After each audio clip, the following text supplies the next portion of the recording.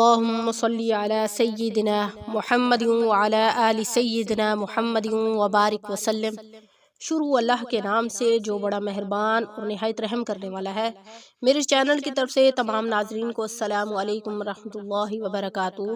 تو معزز ناظرین، آج ایک نئے وظیفے کے ساتھ آپ کی خدمت میں حاضر ہوں۔ تو آج جو عمل میں آپ سے شیئر کرنے لگی ہوں یہ اللہ کی غیبی مدد حاصل کرنے کے لیے ہے۔ آپ یقین مانیں کہ اگر آپ کبھی بھی کسی پریشانی میں مبتلا ہوں گے تو آپ اللہ کی غیبی مدد چاہیں گے، اور اس عمل کے ذریعے اللہ تعالیٰ سے آپ غیبی مدد حاصل کر سکتے ہیں۔ دیکھیں، انسان ہر وقت اپنے رب کا محتاج ہے۔ اگر وہ اس بات کو سمجھے، اس حقیقت کو سمجھے، تو وہ ایک ایک قدم، ایک ایک سانس، ایک ایک چیز کے لیے اپنے رب کا محتاج ہے۔ لیکن اس کو حقیقی معنوں میں اس بات کی سمجھ ہی نہیں آتی۔ ہم اس قدر دنیاوی مقاصد میں مگن ہو چکے ہیں، دنیا کو کمانے میں اس قدر مگن ہو گئے ہیں کہ ہم حقیقی رب کو بھول چکے ہیں کہ اصل جو مالک ہے، جو خالق ہے، وہ صرف اور صرف اللہ کی ذات ہے۔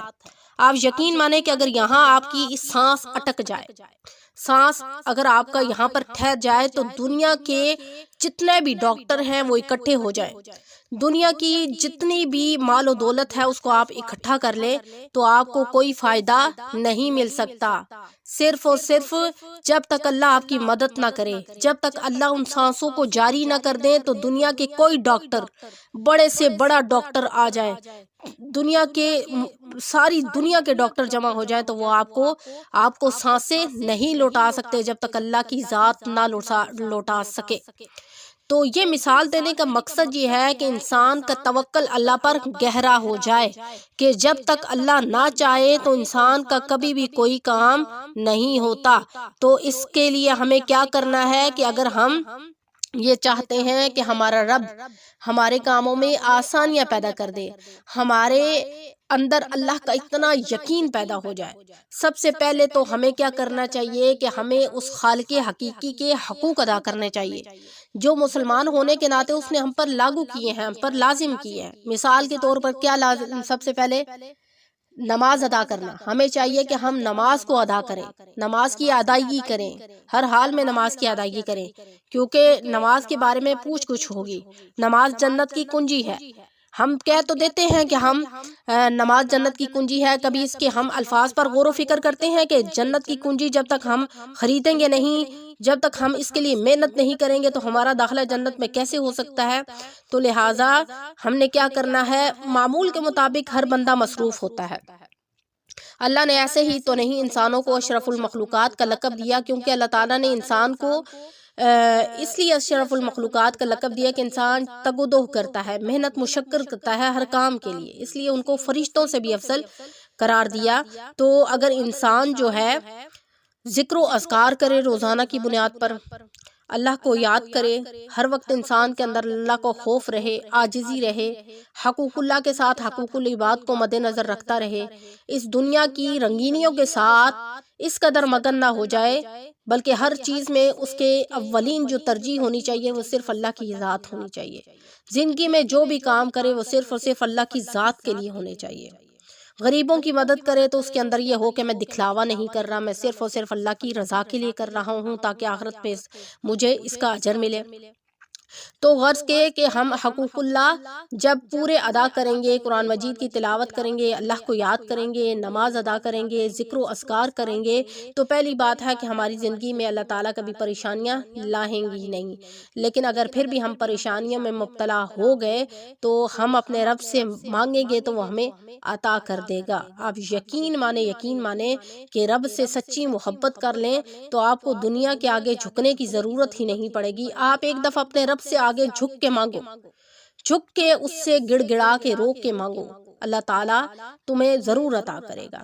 تو غرض کے دنیا میں جتنی بھی آپ کی پریشانیاں ہیں، جتنی بھی مشکلات ہیں، ان تمام کے حل کے لیے صرف اور صرف کس کی مدد حاصل کرنی چاہیے؟ اللہ کی مدد حاصل کرنی چاہیے، کیونکہ اللہ کی مدد کے بغیر تو ہم کچھ بھی نہیں ہیں۔ اگر اللہ آپ کی مدد کرے گا تو آپ کے کوئی کام بن سکیں گے، ورنہ آپ کا کوئی کام نہیں بن سکتا۔ تو لہٰذا اللہ کی مدد حاصل کرنا ہر حال میں ضروری ہے۔ تو آج جو عمل میں آپ سے شیئر کرنے لگی ہوں یہ تمام مشکلات کے حل کے لیے ہے۔ بڑی سے بڑی پریشانی کے لیے ہے، ہر ناممکن کام کے لیے ہے۔ آپ کتنے بھی پریشان کیوں نہ ہو، آپ کو کسی چیز کی ضرورت ہو تو آپ صرف اور صرف اللہ تعالیٰ سے مدد مانگیں۔ کثرت کے ساتھ آپ یہ عمل کر سکتے ہیں، لیکن آپ اگر کثرت کے ساتھ نہیں کر سکتے، مصروفیات کی وجہ سے، آپ 313 مرتبہ کسی بھی وقت یہ قرآن مجید کی آیت پڑھیں، وَكَفَى بِاللَّهِ وَلِيًّا وَكَفَى بِاللَّهِ نَصِيرًا۔ اول آخر آپ 11 مرتبہ درود ابراہیمی پڑھیں اور اس کے بعد 313 مرتبہ آپ یہ عمل کریں، وَكَفَى بِاللَّهِ وَلِيًّا وَكَفَى بِاللَّهِ نَصِيرًا، وَكَفَى بِاللَّهِ وَلِيًّا وَكَفَى بِاللَّهِ نَصِيرًا، وَكَفَى بِاللَّهِ اور کافی ہے اللہ تعالیٰ، وَكَفَى بِاللَّهِ وَلِيًّا اور کافی ہے اللہ تعالیٰ، ولیًّا جو کارساز ہے، وَكَفَى بِاللَّهِ نَصِيرًا اور کیا ہی، اور کافی اللہ تعالیٰ جو ہمارا مددگار ہے۔ تو دیکھیں جب ہم اللہ تعالیٰ کو کے لیے یہ لفظ ادا کریں گے کہ ہمیں تو صرف اور صرف اللہ ہی کافی ہے، صرف اللہ ہی مددگار ہماری مدد کے لیے کافی ہے، تو جب ہم اللہ سے مدد مانگیں گے، دل میں اس بات کا ہمیں توکل ہوگا، ہم توجہ کے ساتھ صرف اللہ کی غیبی مدد چاہیں گے، تو اللہ تعالیٰ فرشتوں کے ذریعے بھی انسان کی ایسی مدد کرتے ہیں کہ انسان حیران کن اور پریشان رہ جاتا ہے۔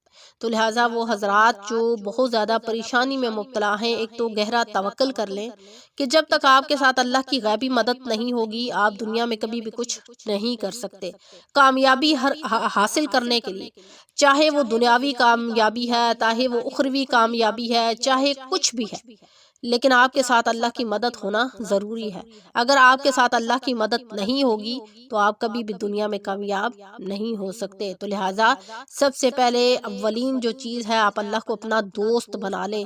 جب آپ اللہ کو اپنا دوست بنا لیں گے، اس سے ہر بات شیئر کریں گے، اس سے اپنے غم شیئر کریں گے، اس سے اپنی پریشانی بتائیں گے اور اس سے مانگیں گے، تو یقین مانیں کہ وہ آپ کو غیب کے خزانوں سے نوازے گا، لیکن آپ کو اگر سونے کے خزانوں سے بھی نواز دے تو اس کے خزانوں میں رتی برابر بھی فرق نہیں آئے گا۔ صرف توکل ہونا ضروری ہے۔